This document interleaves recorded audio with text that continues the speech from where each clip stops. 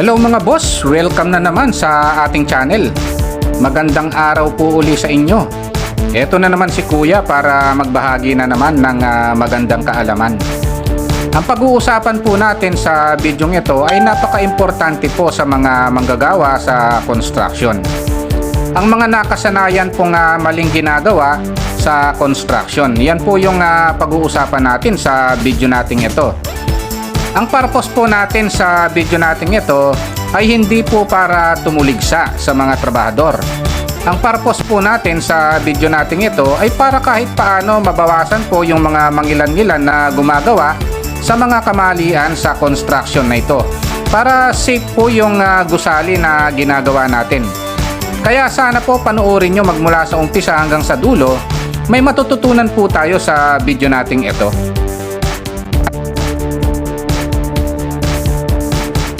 Ang una nating tatalakayin mga boss, no, ay itong bakal ng poste, no. Ito po yung main bar niya o yung longitudinal bar. Kung titingnan po natin, ito yung mga anilyo, no. Ito pong pagkakalagay ng mga anilyo, alternate naman po, no, dun sa dugtungan ng anilyo, no. Alternate po siya, tama po siya, no. Pero kung titingnan po natin yung taba ng anilyo, no, mas mababa po sa 10 mm diameter itong taba ng anilyo ng posting ito, no. Kaya ang standard po dito, no, kung pagbabasihan po natin yung NSCP o yung National Structural Code of the Philippines, ang minimum po niyan is 10 mm diameter, no. Kung yung main bar po natin o yung longitudinal bar natin is 32 mm pababa, no, ang taba niya, no. Ngayon kung 36 mm diameter pataas, ang minimum po niyan is 12 mm diameter, no. Sa kaso po nito, wala po siya sa 10 mm diameter ang taba ng anilyo ng poste, no. Kaya ang problema po, no, meron pong mga mangilan-ngilan na trabahador natin sa construction na ginagawa po ito. Hindi po safe itong ganitong pamamaraan. Kaya sana po baguhin po ng ibang trabahador sa construction na naglalagay po sila ng mas mababa po sa 10 mm diameter. Dapat po 10 mm diameter po ang taba ng anilyo na ito. Okay, punta po tayo sa susunod na topic. Ang susunod na pag-uusapan natin mga boss, no, ay ang tungkol uli sa anilyo ng poste. Kung pagmamasdan po natin itong anilyo ng poste, nakahook lang po siya ng 90 degrees, no. Hindi po dapat ganyan, no. Actually, hindi lang po dapat sa poste yan, pati po yung anilyo ng biga, dapat hindi po siya naka 90 degrees, dapat po naka 135 degrees, no. Dapat ganito po siya, no. Mapabiga man yan o kaya mapaposte na anilyo, no. Hindi po dapat ganito kasi pag ganito po siya 90 degrees lang, may posibilidad po yan na kumalas, no. Hindi po safe yung poste natin pagka ganon, no. Maaari pong bumagsak, no. Ngayon pagka naka 135 degrees po yan, no, safe po yan kasi kapit na kapit po yan kasi naka-hook po siya, no. Hindi ka makakalas yung anilyo natin kasi naka 135 degrees, no. Kaya sa mga trabahador po natin sa construction, no, mapabiga man yan o mapaposte, no, yung anilyo po dapat kung 90 degrees po yung nilalagay nyo, gawin nyo na pong 135 degrees yung pagkakahook nya para safe po yung biga natin at saka yung poste natin. Okay, punta po tayo sa susunod na topic. Ang susunod na pag-uusapan natin mga boss, no, ito namang arrangement ng anilyo, no. Ang arrangement po ng anilyo, kung hook po ito, kung titingnan po natin yung sa kabila, nandito po uli yung hook, no.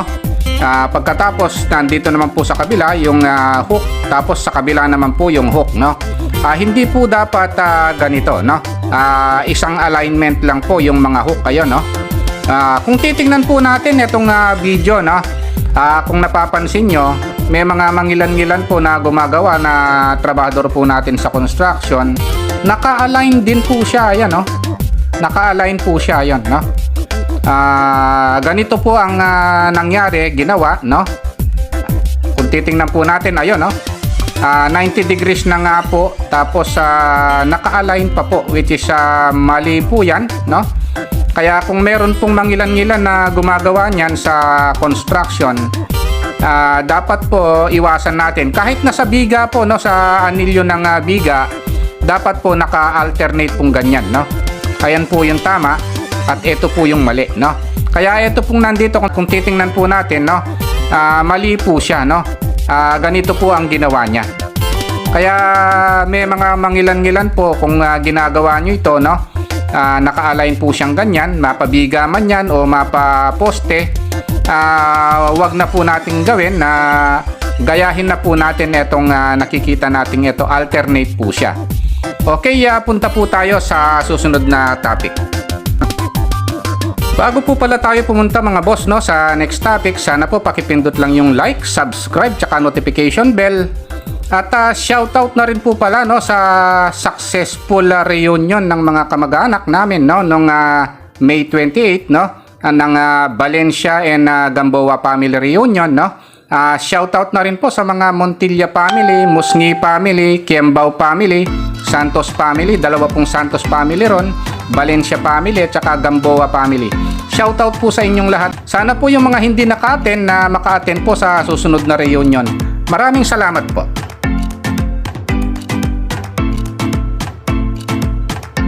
Ang susunod na pag-uusapan natin mga boss, no, etong pag-overlap ng bakal ng poste o kahit na ng biga, no. Dito po, no, kung titingnan natin, no, isa rin po ito sa nakagawi ang mali sa pagbabakal ng poste ng ilan-ilan po nating trabahador sa construction, no. Yung pong pag-overlap ng bakal ng poste, kung titingnan po natin, no, nasa same level po. Ito po ang ginawa niya, no. Kung titingnan po natin itong nasa video, ito po ang ginawa niya, same level po. Dapat po staggered lapping po yan. Ito po yung tama, no. Ayan po, no. Ayan po yung dapat gawin ng mangilan-ngilan nating hindi gumagawa ng staggered lapping, no. Kaya sa susunod na magbabakal po kayo, no, magdudugtong ng bakal, mag-overlap ng bakal ng poste, dapat po ito po yung gagawin natin, no, staggered lapping. Hindi po siya ganito. Okay, punta po tayo sa susunod na topic.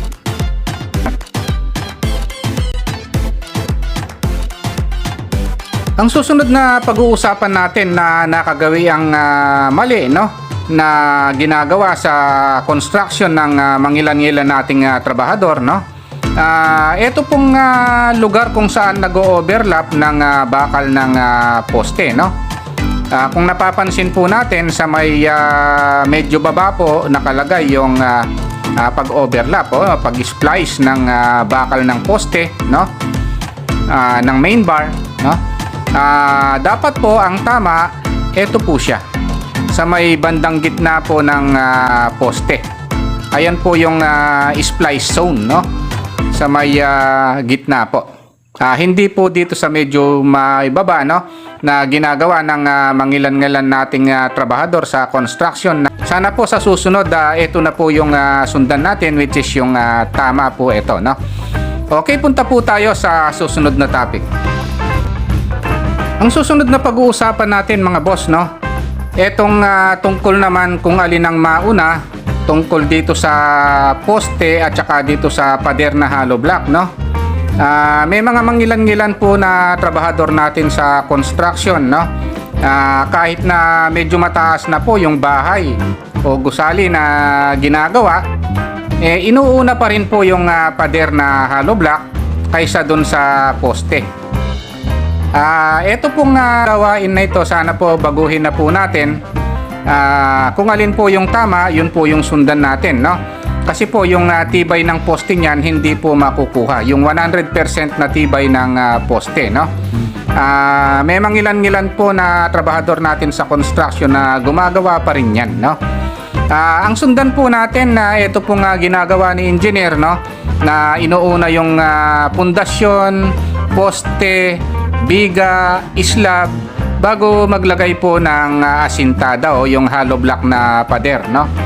Ito po yung dapat na masunod o dapat nating gawin, no? Sa mga mangilan-ngilan po nating trabahador sa construction na nakasanayang gawin yung ganitong trabaho, no?